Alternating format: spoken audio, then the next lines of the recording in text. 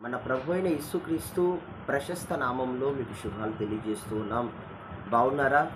జీవితం అంటేనే సంతోషము, ఆనందము, దేవునితో నడవడము, సమస్య ఏర్పడినప్పుడు విజయాన్ని సాధించడము. ఎన్నో ఘన విజయాలను సాధించిన మీరు ఈరోజు చిన్న చిన్న వాటికి కలవరపడుతున్నారు. మీ హృదయాన్ని కలవరాలతో, భారముతో నింపేసుకుంటూ ఉన్నారు. అయితే దేవుడు ఉదయకాలాన మనతో ఏం సెలవిస్తున్నారంటే, దేవుడు నడిపించే మార్గాలు వేరు, అవి మీకు తెలియాలి. ఒక్కోసారి దేవుడు అరణ్య మార్గము గుండా మనల్ని తీసుకొని వెళతాడు. అంటే పలకరించేవారుండరు, ప్రేమ వాత్సల్యతలను చూపించేవారుండరు, ఒంటరితనంగా ఉంటుంది. అరణ్య మార్గం గుండా అలా మనలను తీసుకుని వెళ్ళి అంతఃపురము వంటి ఘనతను దేవుడు మనకు దయచేస్తాడు. హల్లెలూయా. మనము దేవుని వాక్యంలో కనుక గమనిస్తే ఒక్కోసారి మారా వంటి చేదైన అనుభవాలలో దేవుడు మనలను నడిపిస్తాడు. దేవుడు మన వెన్నంటే ఉంటాడు. కానీ మనల్ని ఆ గుండా, చేదైన అనుభవాల గుండా నడిపించి ఆ తరువాత తీయని మహామధురమైన కార్యాలుగా వాటిని దేవుడు మార్చేస్తాడు. ఒక్కోసారి సముద్ర మార్గము గుండా ఆయన మనల్ని నడిపిస్తారు.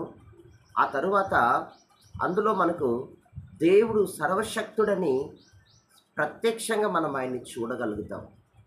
కనుక దేవుని బిడ్డ, ఈరోజు నువ్వు ఏ విధమైన కలవరమున్నా, ఆందోళన ఉన్నా దేనికి భయపడవద్దు. కానీ నీ భారము దేవుని మీద మోపి ఆయన మీద ఆనుకో, ప్రశాంతంగా ఉండు.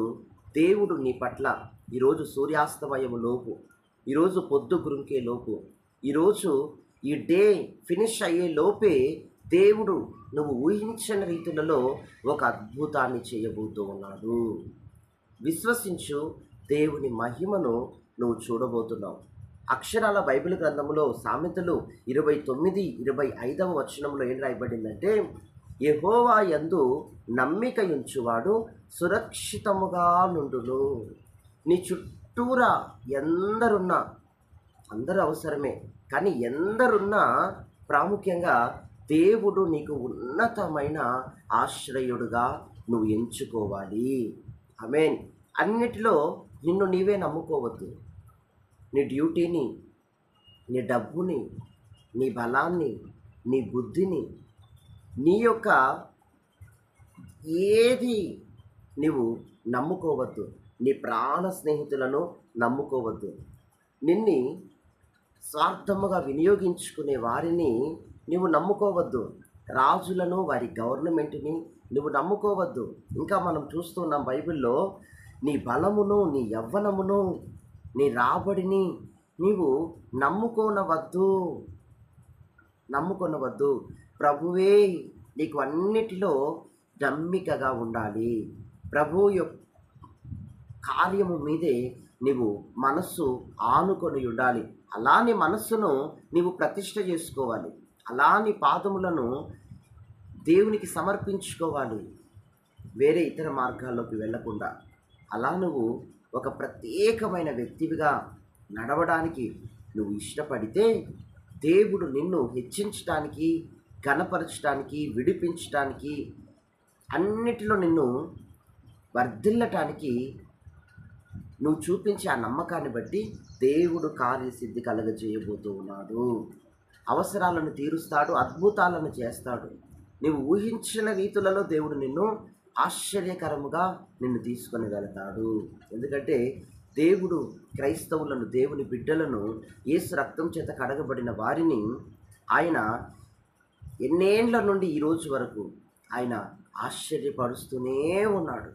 తన ఆశ్చర్య కార్యములతో తన బిడ్డలను సంధిస్తూనే ఉన్నాడు.